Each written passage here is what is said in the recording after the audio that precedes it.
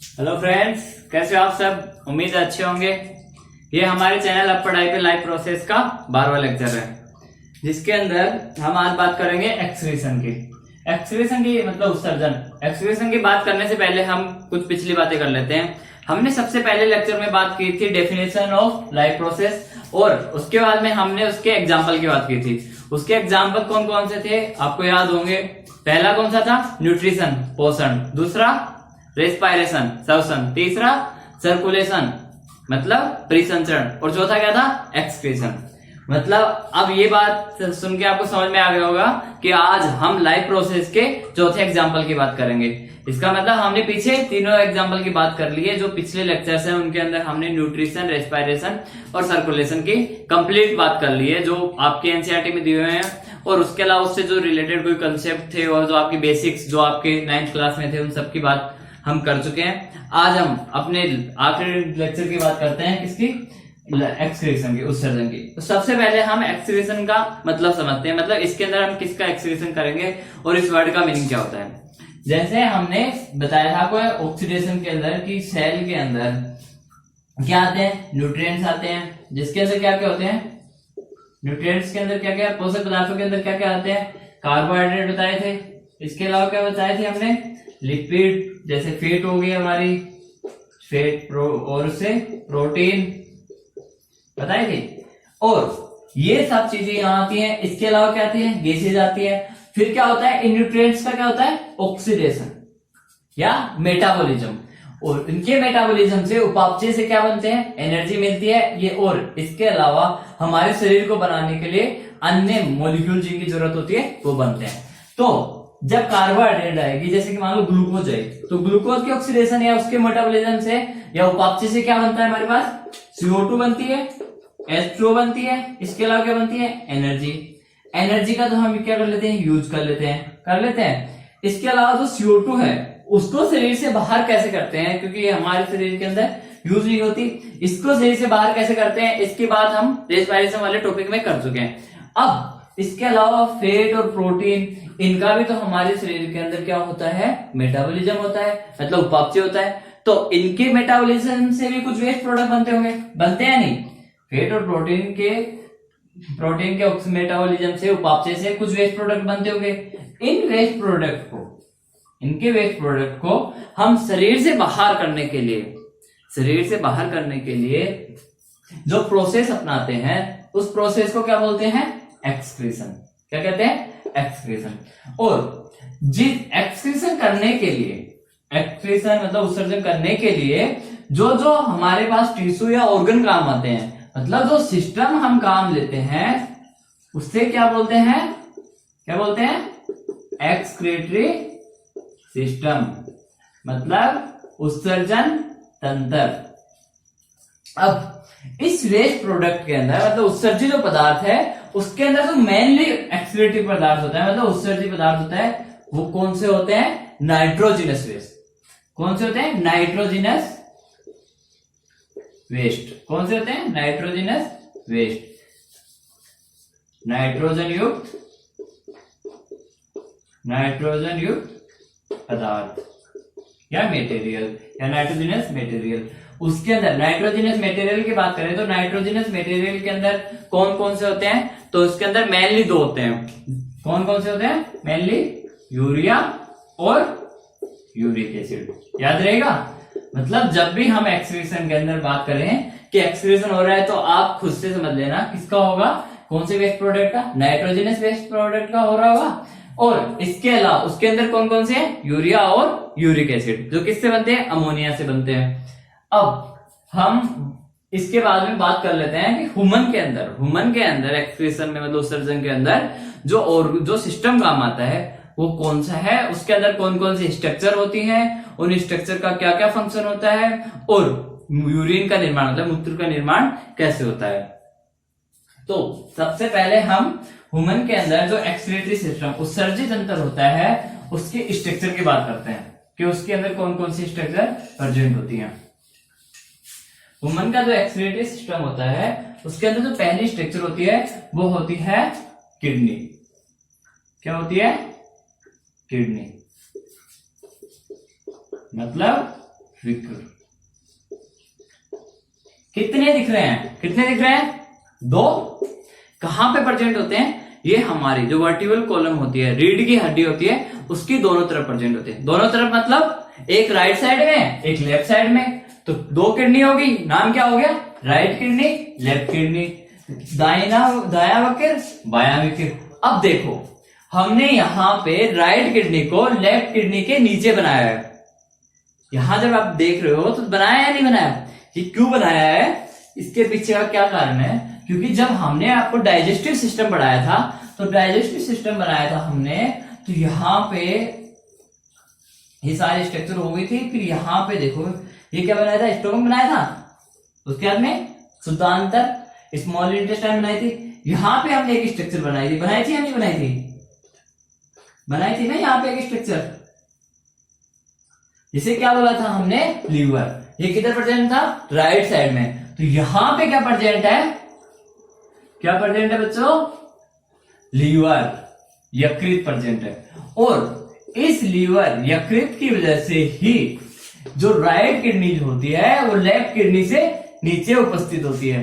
समझ में आया कि राइट किडनी जो होती है वो लेफ्ट किडनी से नीचे क्यों होती है? किसकी वजह से? लीवर, यकृत की वजह से, क्योंकि वो राइट साइड में प्रेजेंट होता है। अब इसके बाद में किडनी से आगे, ये किडनी में 2, प्रत्येक किडनी से 1 और ह्यूमन के अंदर 2। प्रत्येक किडनी से एक ही क्या निकलता है? यूरेटर। क्या निकलता है? यूरेटर।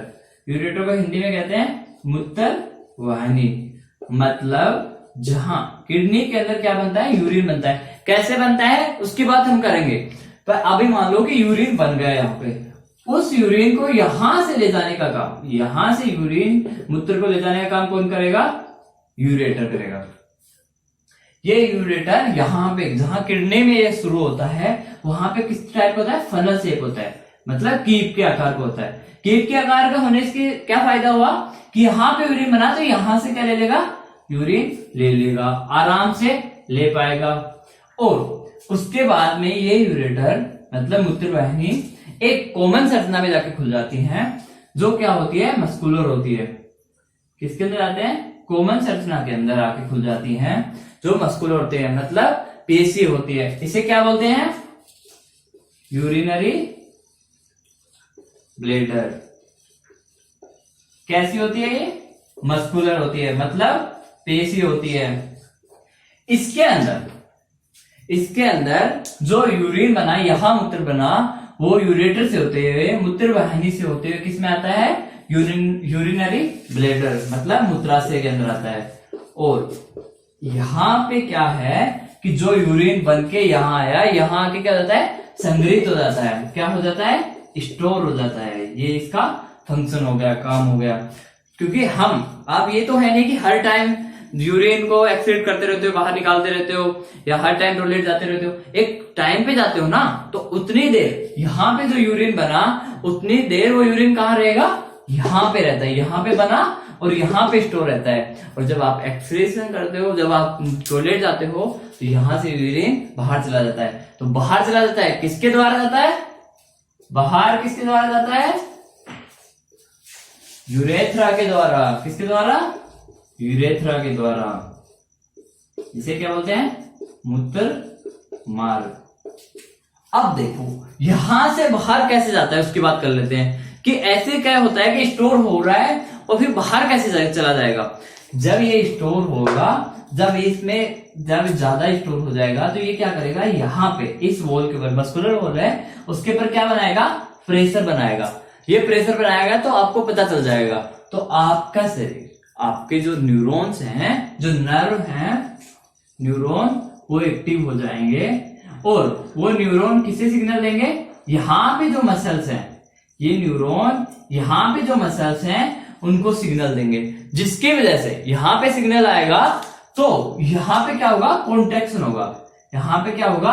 कॉन्ट्रैक्शन होगा, मतलब संकुचन होगा। और संकुचन होने की वजह से यहाँ पे और प्रेशर बनेगा और ये यूरिन कहां चला जाएगा? आप बाहर एक्सक्रीट कर दोगे। समझ में आई पूरी प्रोसेस कैसे हुई?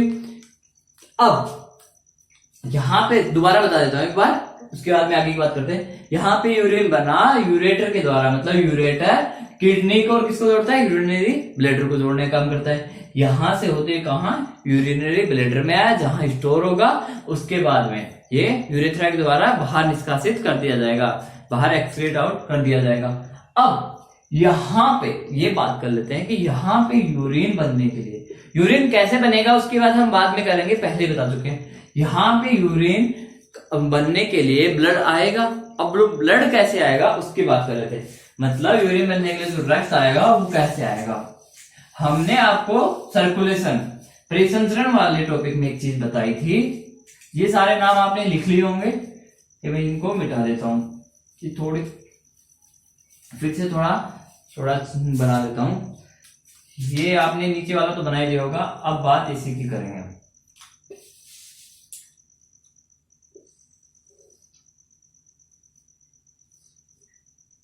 ये और आगे वाला आपने बना लिया होगा मेरे हिसाब से।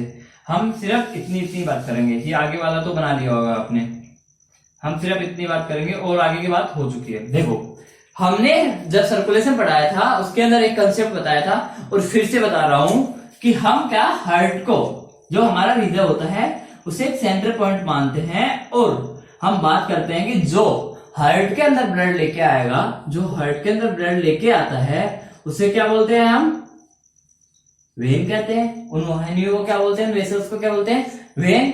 और जो हार्ट से ब्लड लेके जाता है, जो लेके जाता है उन्हें क्या बोलते हैं, आर्टरी कहते हैं, मतलब धमनी कहते हैं। ये बात हम पिछले लेक्चर में कर चुके हैं।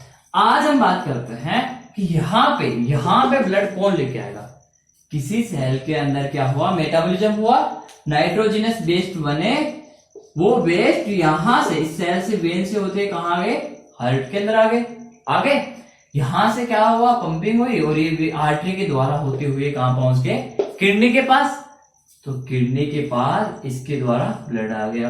इसे क्या बोलेंगे बच्चों, बोलो, एरोटा, मतलब महाधमनी से ब्लड आ गया। अब महाधमनी आगे जाके किस में डिवाइड होती है, आर्टरीज के अंदर डिवाइड होती है। तो ये महाधमनी आगे जाके दो आर्टरी के अंदर डिवाइड हो जाती है, होगी डिवाइड। अब इस आर्टरी का नाम क्या होगा, कहां जा रही है, किडनी के अंदर जा रही है। कौन सी किडनी के अंदर जा रही है, राइट साइड में, जो दाईं तरफ जो किडनी प्रेजेंट है उसमें जा रही है। तो इसे क्या बोलेंगे, राइट रीनल। किडनी को क्या बोलते हैं, रीनल बोलते हैं। राइट किडनी बोल दो, रीनल बोल दो, एक ही बात है। और क्या है ये, आर्टरी। तो क्या होगी, दाई रीनल, मतलब वृक्क धमनी। तो अगर हमने दाई वाली को ये बोला तो लेफ्ट वाली किडनी के अंदर जो आर्टरी जा रही है उसका नाम क्या होगा, दाई वाली का याद हो गया तो बाई वाली का वैसे याद हो जाएगा, क्या होगा, लेफ्ट रीनल आर्टरी, बाई वृक्क धमनी। अब यहां पे ब्लड आया, यूरिन बन गया, उसके बाद में यहां से ब्लड जाएगा ही नहीं, तो राइट साइड से भी जाएगा ब्लड, तो भैया लेफ्ट साइड से भी जाएगा ही नहीं। अब इन यहां से ब्लड ले जाने का काम कौन करता है, फिर बता देंगे। ये दोनों जाके फिर कॉमन स्ट्रक्चर में मिल जाएंगे।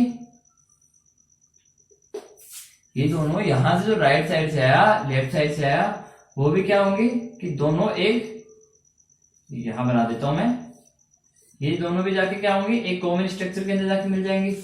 तो जो राइट साइड से जा रही है, किधर से जा रही है, राइट साइड से, तो क्या राइट कहां से जा रही है, कहां से जा रही है, किडनी से जा रही है, तो वही आ गया हमारा रीनल। और इस बार ये क्या है, वेन है भैया, क्या है, वेन, मतलब दाई वृक्क सीरा। मैं एक का ही नाम लिख रहा हूं, इधर आप लिख लेना लेफ्ट रीनल वेन, और ये क्या होगी थी, लेफ्ट रीनल आर्टरी। ये दोनों लेफ्ट और राइट से जो रीनल वेन जा रही है वो जाके कॉमन वेन में खुल जाते हैं। इस कॉमन वेन को क्या बोलते हैं, वेना कावा महासीरा। और ये कहाँ ले जाएगी ब्लड को? हार्ट के अंदर। समझ में आया कि किडनी के अंदर, वृक्क के अंदर कैसे ब्लड आता है और कैसे ब्लड जाता है। अब हमने हमारे एक्सक्रीटरी सिस्टम की सारी बात कर ली। उसके अंदर एक पॉइंट बच गया। वो कौन सा बच गया?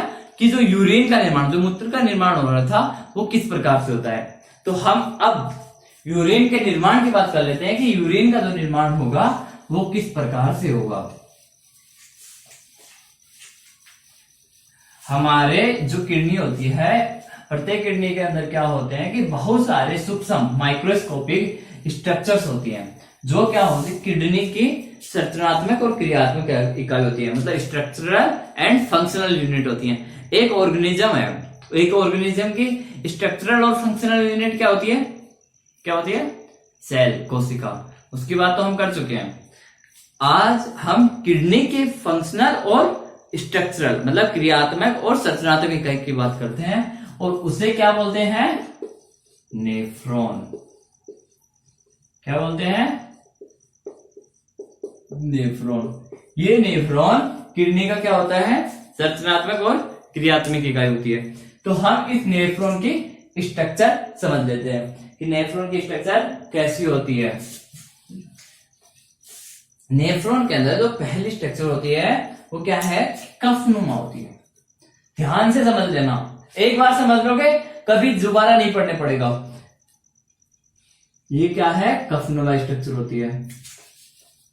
तो पहली स्ट्रक्चर होती है वो क्या होती है? कफनुमा होती है, जिसे क्या बोलते हैं? क्या बोलते हैं? Women capsule. वोमेन कैप्सूल मतलब वोमेन संपुट। इसके अंदर हमारी किडनी थी। किडनी के अंदर क्या आ रहा था? ब्लड आ रहा था। वो आर्टरी, कौन सी आर्टरी? मान लो कि हम राइट साइड की बात कर लेते हैं, आप लेफ्ट की कर लो या राइट कर लो। मैं रीनल आर्टरी बोल देता हूँ, राइट लेफ्ट आप अपने हिसाब से लगाना है। रीनल आर्टरी यहाँ पे क्या लेके आए? ब्लड लेके आए। अब क्या होगा कि वो आर्टरी किसके अंदर? नेफ्रॉन के पास पहुंचेगी। ये सूक्ष्म क्या होती है? सूक्ष्म स्ट्रक्चर होती है, मतलब माइक्रोस्कोपिक संरचनाएं स्ट्रक्चर्स होती हैं। यहां पे ब्लड लेके आएगी, ब्लड लेके आ गई। इसे क्या बोलेंगे? ये क्या है कि नेफ्रॉन के अंदर ब्लड लेके आ रही है, तो इसे क्या बोलेंगे? क्या बोलेंगे? एफरेंट। क्या बोलेंगे? एफरेंट आर्टरी, क्योंकि ब्लड लेके आ रही है। अभिवाही धमनी, यहां पे ये ब्लड लेके आ गई। इसके बाद में इस स्ट्रक्चर के अंदर जब ये कफनुमा स्ट्रक्चर के अंदर पहुंचती है तो ये क्या है कि बहुत सारी छोटी छोटी संरचनाओं में डिवाइड हो जाती है। जैसे कैपिलरीज बनती है, इस हिसाब से ये क्या करते हैं? छोटी छोटी इकाइयों में डिवाइड हो जाती है, जिससे क्या होता है कि सरफेस एरिया बढ़ जाता है। अब क्यों सरफेस एरिया बढ़ता है उसकी बात हम वापस करेंगे। यहां से फिर ये मिलके फिर आगे एक स्ट्रक्चर बना लेती है। ये क्या थी? एफरेंट आर्टरी थी, क्योंकि ब्लड आर लेके आ रही थी किसमें? नेफ्रॉन में। यहां से नेफ्रॉन से ये क्या कर रही है? ब्लड लेके जा रही है ना, तो इसे क्या बोलेंगे? एफरेंट आर्टरी मतलब अपवाही धमनी। यहां पे जहां पे एफरेंट आर्टरी छोटी छोटी कैपिलरीज के अंदर बटी और अपना सरफेस एरिया बढ़ाया, इस स्ट्रक्चर को, जो ये स्ट्रक्चर है, इसे हम बोलते हैं ग्लोमेरुलस। क्या बोलते हैं? ग्लोमेरुलस मतलब कोशिकीय गुच्छ। क्या बोलते हैं? कोशिकीय गुच्छ, या कोशिका कुछ बोल दो या कोशिकीय कुछ बोल दो, एक ही बात है। अब देखो यहां पे सरफेस एरिया बढ़ गया। एक मोटी वॉल वाली जो स्ट्रक्चर थी वो पतली वॉल्स के अंदर बट गई। ये बात आपको समझ में आ रही है? ये हमने ऐसी स्ट्रक्चर कहां बनाई थी? ऐसी स्ट्रक्चर हमने दो जगह बनाई थी। एक तो सेल के पास बनाई थी, रेस्पिरेशन में हमने जब पढ़ा था, या सर्कुलेशन वाले जो पिछले 1-2 लेक्चर में पिछले में पढ़ा था। एक तो सेल के पास बनाई थी और एक कहां बनाई थी हमने? लंग्स के पास। कहां बनाई थी? एल्वेलाई के पास। याद आ गई, एल्वियोलाई के पास हमने बनाई थी। क्यों बनाई थी? क्योंकि हमें यहां से ब्लड से क्या करना था, गैसों का आदान प्रदान करना था नहीं? गैसों को यहाँ पे CO2 देनी थी, यहाँ से O2 लेनी थी, गैसों का आदान प्रदान करना था। इसलिए हमने क्या बनाया था कि उसे बहुत पतली मेम्ब्रेन बनाई थी, क्योंकि जितनी पतली मेम्ब्रेन होगी उतना ही जल्दी क्या होगा, गैसों का आदान प्रदान होगा। तो यहां पर भी हमने इसीलिए क्या किया कि इसको अलग अलग भागों में बांट लिया, जिसके दो फायदे हो गए। एक तो सरफेस एरिया बढ़ गया और दूसरा उसकी मेम्ब्रेन पतली होगी, जिससे यहां से आसानी से वेस्ट प्रोडक्ट का क्या हो जाएगा, फिल्ट्रेशन हो जाएगा। हमने ये काम क्यों किया, समझ में आया? क्यों हमने ग्लोमेरुलस बनाए, कोशिका कुछ बनाया, इसे क्यों भागों में बांटा? क्योंकि हमें यहाँ पे क्या करना था, फिल्ट्रेशन करना था। तो हमने फिल्ट्रेशन छनन के लिए क्या किया कि इसे छोटे छोटे भागों में बांट लिया, जिससे फिल्ट्रेशन आसानी से हो सके। अब इसके बाद में हम ये बात कर लेते हैं कि फिल्ट्रेशन के अंदर क्या क्या आता है। तो मैं यहाँ साइड में लिख देता हूं, ये नाम देख लेना, कहीं मिटन जाएंगे, लिख लेना, कहीं लिखो तो। या आपके ये डायग्राम आपकी बुक के अंदर भी दिया हुआ है, तो ऐसी कोई प्रॉब्लम नहीं होगी।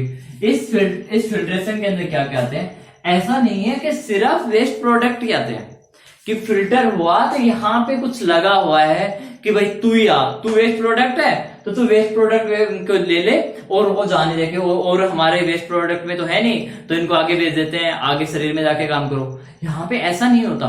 यहाँ पे फिल्ट्रेशन किस वजह से हो रहा है, देखो फिल्ट्रेशन किस वजह से हो रहा है वो बताओ। तो यहाँ पे ये वॉल देखो मोटी है, यहाँ पे वॉल नहीं, मतलब यहाँ पे जो वॉल के बीच में जो जगह है जहां से ब्लड आएगा वो मोटी है। और देखो यहाँ मैंने जाने वाली क्या बनाई है, पतली बनाई है। और ऐसा ही होता है। तो क्या होता है कि यहां से प्रेशर के साथ आया, यहां से जब निकलेगा, तो यहां से अगर 10 आएगा, तो भैया यहां से 1 मिनट के अंदर अगर 10 मॉलिक्यूल आ रहे हैं, मान लो एग्जाम्पल से समझा रहा हूँ, ये कोई रियल एग्जाम्पल नहीं है, वैसे एग्जाम्पल समझा रहा हूँ, 10 मॉलिक्यूल आए, ये पतली होने की वजह से यहां से 7 ही जा पाएंगे। तो यहाँ पे 1 मिनट में 3 इकट्ठे हो गए, फिर अगले मिनट में 10 आए, यहां से 7 ही गए, यहाँ पे 3 इकट्ठे हो गए। तो जैसे इकट्ठे हो जाएंगे, यहाँ पे इस ग्लोमेरुलस के अंदर, कोशिका गुच्छ के अंदर क्या होगा कि प्रेशर बढ़ जाएगा। प्रेशर बढ़ेगा या नहीं बढ़ेगा? प्रेशर बढ़ जाएगा, मतलब दाब बढ़ेगा तो फिल्ट्रेशन हो जाएगा, दाब बढ़ेगा तो फिल्ट्रेशन हो जाएगा। समझ में आई? अब ये फिल्ट्रेशन हुआ, इस फिल्ट्रेशन के अंदर कोई एक स्पेसिफिक मॉलिक्यूल तो आया नहीं कि भाई वेस्ट प्रोडक्ट ही आएंगे, मतलब नाइट्रोजन ही आएंगे, इसके अलावा भी आएंगे। तो उसके अलावा क्या क्या आते हैं, इसके अंदर हमारी ग्लूकोज आ जाती है, एमिनो एसिड आ जाते हैं, इसके अलावा कुछ मिनरल्स आ जाते हैं, वाटर आ जाता है बहुत अधिक मात्रा में, ये सब चीजें और भी आ जाती हैं। ये मेनली ये चीजें आ जाती हैं कहां पे, यहां से फिल्टर होके। अब वोमेन कैप्सूल से आगे कौन सी स्ट्रक्चर होती है उसकी बात कर लेते हैं। यहां की बात हो गई है पूरी। वोमेन कैप्सूल से आगे ये कुंडलित हो जाती है, मतलब कोइल्ड हो जाती है।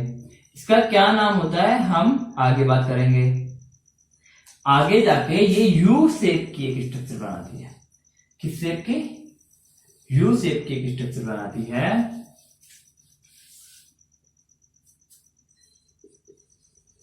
जिसे क्या बोलते हैं हम, क्या बोलते हैं, लूप ऑफ हेनले, मतलब हेनले का लूप। और ये फिर से आगे जाके यहां पे कुंडलित हो जाती है, और फिर ये जाके ओपन हो जाती है किसमें, कलेक्टिंग डक्ट के अंदर। किसके अंदर? कलेक्टिंग डक्ट के अंदर, मतलब संग्राहक नलिका के अंदर। अब ये कैसे होता है, इन दो स्ट्रक्चर्स को हमने छोड़ दिया है, उनका क्या नाम होता है उसके बाद करें। देखो कुंडलित है, मतलब कोइल्ड तो है, यहाँ क्या है, ट्यूब्यूल्स है। अब अगर यहां की बात करें, वोमेन कैप्सूल्स की बात करें, तो वोमेन कैप्सूल के पास में कौन सी कोइल्ड स्ट्रक्चर है? वोमेन कैप्सूल के पास में कौन सी कोइल्ड स्ट्रक्चर है? ये पास में है या ये स्ट्रक्चर पास में है? बताओ। कौन सी स्ट्रक्चर पास में है? ये है। तो इसे क्या बोलेंगे? क्या बोलेंगे पास में? तो प्रोक्सिमल, पास में तो प्रोक्सिमल। और क्या होगी? कॉन्वोल्यूटेड, कॉन्वोल्यूटेड क्या होगी? ट्यूब्यूल्स, कॉन्वोल्यूटेड ट्यूब्यूल्स मतलब समीपस्थ,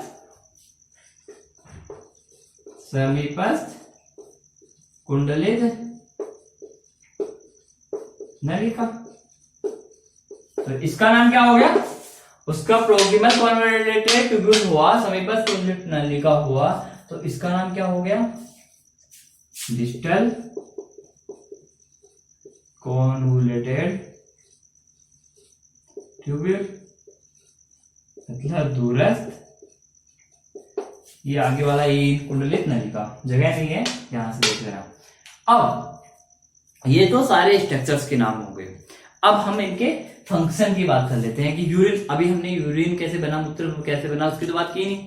तो देखो, जब यहां से फिल्ट्रेशन हुआ तो फिल्ट्रेशन के अंदर glucose, amino acid, minerals, H2O और इसके अलावा नाइट्रोजनस वेस्ट, वो सारे यहाँ पे फिल्टर होके आ गए थे। अब क्या हो गया कि ये हमारे यूरिन के अंदर ग्लूकोज, एमिनो एसिड, मिनरल्स ये तो होते नहीं है, दो चीज होते हैं, वाटर होता है और क्या होता है? वेस्ट प्रोडक्ट होते हैं, मतलब जैसे नाइट्रोजनस और वेस्ट प्रोडक्ट हो गए, दो चीज होते हैं। तो यहाँ पे पीसीटी के अंदर, इसे पीसीटी बोलते हैं क्योंकि प्रोक्सिमल कॉन्वोल्यूटेड ट्यूब्यूल, समीपस्थ कुंडलित नलिका के अंदर जब ये आता है, जो फिल्टर वाला पदार्थ आता है, तो ये क्या है, यहाँ से जब गुजरेगा तो यहाँ पे क्या कर लेते हैं हम? ग्लूकोज का, एमिनो एसिड का और मिनरल्स का क्या कर लेते हैं? एब्जॉर्प्शन कर लेते हैं, रीऑब्जर्व कर लेते हैं। क्या कर लेते हैं? ध्यान देना, मैंने क्या बोला है? क्या कर लेते हैं? रीएब्जॉर्प्शन, पुनः अवशोषण। एनसीईआरटी के अंदर पुनः अवशोषण लिखा हुआ है। अब इस मीनिंग को समझना है कि हमने इसे रीएब्जॉर्प्शन क्यों बोला।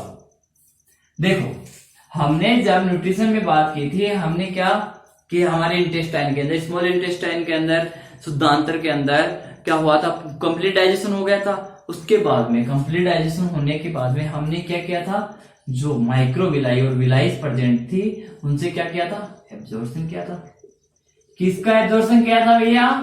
इन्हीं का, ग्लूकोज का, एमिनो एसिड का, फैट का, इनका ग्लिसरॉल का, इनका एब्जॉर्प्शन किया था। अब यहां पे क्या कर रहे हैं? ग्लूकोज का और एमिनो एसिड का फिर से एब्जॉर्ब कर रहे हैं।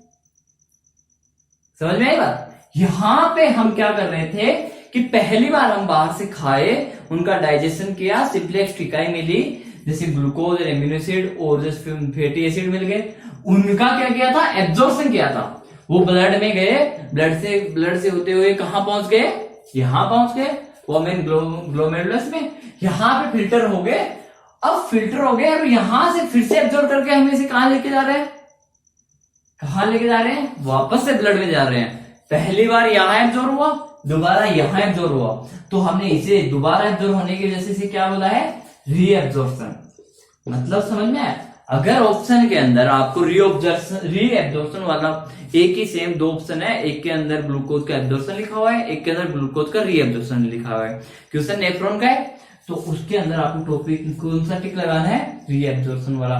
क्यों लगाना है? समझा दिया है। नहीं समझ में आया है, कमेंट सेक्शन के अंदर, अगर कुछ इसकी बात नहीं है, अगर आपको पीछे वाले लेक्चर्स के अंदर कहां पर भी डाउट हो तो आप कमेंट सेक्शन में कमेंट करके बताइए कि यहाँ प्रॉब्लम है, हम आपका उससे अगले एक दो लेक्चर्स के अंदर आपके डाउट क्लियर कर देंगे। पर कमेंट करके बताओगे तब जो समझ में आएगा कि आपको प्रॉब्लम क्या आ रही है। यहाँ पे क्या होगा? ग्लूकोज, एमिनो एसिड और वाटर, मिनरल्स, इनका क्या होता है? एब्जॉर्प्शन, रीएब्जॉर्प्शन हो जाता है, पुनः अवशोषण हो जाता है। अब यहां से ये क्या जाएंगे? लूबो पहले में, यहाँ पे फिर से मिनरल्स का क्या हो जाता है? रीएब्जॉर्प्शन होता है। डीसीटी के अंदर फिर आगे मिनरल्स का रीएब्जॉर्प्शन हो जाता है, और उसके बाद जो बचता है वो सिर्फ हमारे पास बचता है वेस्ट प्रोडक्ट्स और इसके अलावा वाटर। वो कहां चले जाते हैं? कलेक्टिंग डक्ट के अंदर। ये कलेक्टिंग डक्ट जाके आगे जाके किसमें खुल जाती है? यूरेटर के अंदर। यूरेटर से आपको आगे पता है यूरिनरी ब्लैडर, यूरेथ्रा, और वहां से बाहर कर दिए जाएंगे। तो मेरे हिसाब से आपको पूरी बात समझ में आ गई होगी, और मैंने जितना आपके एनसीईआरटी में दिया हुआ था लगभग पूरा यहाँ पे कवर कर लिया है।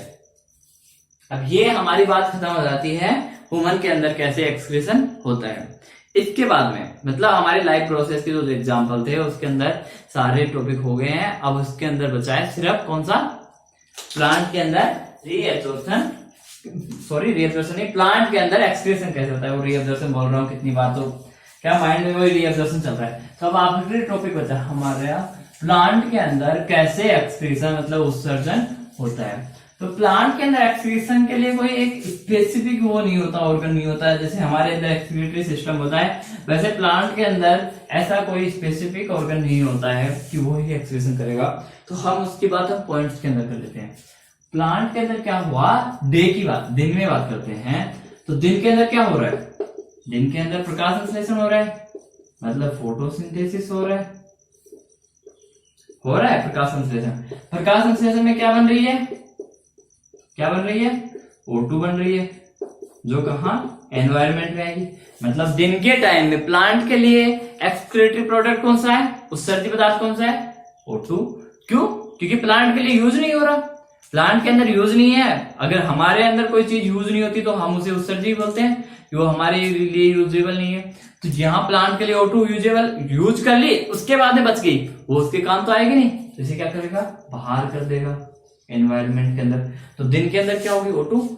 नाइट की बात करें, इसकी बात हम पूरी कर चुके हैं। रेस्पिरेशन के साथ कैसे यूज होती है, फोटोसिंथेसिस और रेस्पिरेशन का कॉमन पॉइंट क्या होता है, इसके भी हम पहले बात कर चुके हैं। नाइट के अंदर बात करें तो नाइट में क्या होगा, O2 तो बनेगी नहीं, क्योंकि फोटोसिंथेसिस के लिए लाइट चाहिए, लाइट रात में होती नहीं है। यहाँ पे जो CO2 बने वो क्या होगी, बाहर, किसके द्वारा, स्टोमेटा के द्वारा होती है। ये सारी बात हम पहले वाले लेक्चर्स के अंदर कर चुके हैं। अब 2 पॉइंट सही हो गए। तीसरा पॉइंट हमारे पास है कि प्लांट के अंदर जो हम वाटर का एब्जॉर्प्शन करते हैं, प्लांट के अंदर जो वाटर का एब्जॉर्प्शन हुआ था वो क्या, ट्रांसपायरेशन द्वारा।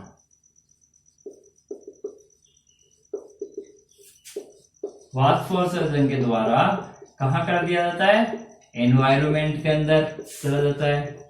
तो वाटर को भी हम बाहर जो एक्स्ट्रा वाटर होता है उसे ट्रांसपायरेशन के द्वारा काम कर देते हैं, वाटर के अंदर भेज देते हैं, तो उसका उत्सर्जन हो गया। कैसे ट्रांसपायरेशन की प्रोसेस पूरी कैसे होती है, वाष्पोत्सर्जन कौन से फोर्सेज काम करते हैं, कौन कौन सी स्ट्रक्चर्स यूज होती हैं, उसके बाद भी हम कर चुके हैं ट्रांसपोर्टेशन इन प्लांट के अंदर। अब उसके अलावा क्या होते हैं कि प्लांट के अंदर, उसके अलावा क्या होता है कि प्लांट के अंदर क्या होती है कि सेल जो होती है, कुछ सेल्स क्या होती है, डेथ होती है, पहले से मर्त होती है। तो क्या कि इसके अंदर कोई वेस्ट प्रोडक्ट बना तो सेल क्या, प्लांट क्या करता है कि उन वेस्ट प्रोडक्ट को इन डेड सेल के अंदर जमा करता जाता है।